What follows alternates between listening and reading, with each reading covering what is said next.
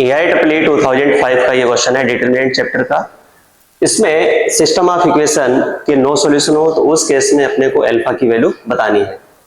तो सबसे पहले हम यहाँ पर डेल्टा निकाल लेते हैं। तो डेल्टा इक्वल्स टू ये है अल्फा 1 1 और 1 अल्फा 1 1 1 अल्फा इक्वल्स टू, यहां से अगर हम देखें तो अल्फा इक्वल्स टू अगर मैं 1 पुट कर दूं तो तीनों रो आइडेंटिकल हो जाएंगी।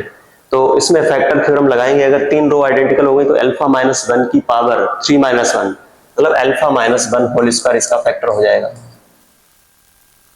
और अगर देखें तो यहां पर देखो C1 इक्वल्स टू अगर C1 plus C2 plus C3 अगर यूज कर लें तो alpha plus 2 alpha plus 2 alpha plus 2, तो अल्फा प्लस 2 कॉमन आ जाएगा तो अल्फा प्लस 2 भी इसका एक फैक्टर होगा और इनटू लैम्डा।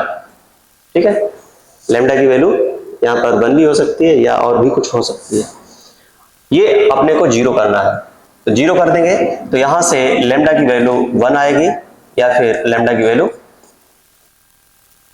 -2। अब हमें चेक करना है कि क्या यहाँ पर नो सॉल्यूशन वाली कंडीशन सेटिस्फाई हो रही है। लैम्डा इक्वल्स टू 1 चेक कर लेते हैं। If lambda equals to 1, lambda equals to 1 put करोगे तो ये हो जाएगा x plus y plus z equals to 0। Second equation हो जाएगी x plus y plus z equals to 0 और third equation x plus y plus z equals to 0। ये तीन इक्वेशन आ गए और तीनों इक्वेशन कैसी हो गई, सेम हो गई। तो इसमें तो नो सॉल्यूशन वाली कंडीशन सेटिस्फाई नहीं होगी तो ये रिजेक्ट हो जाएगा।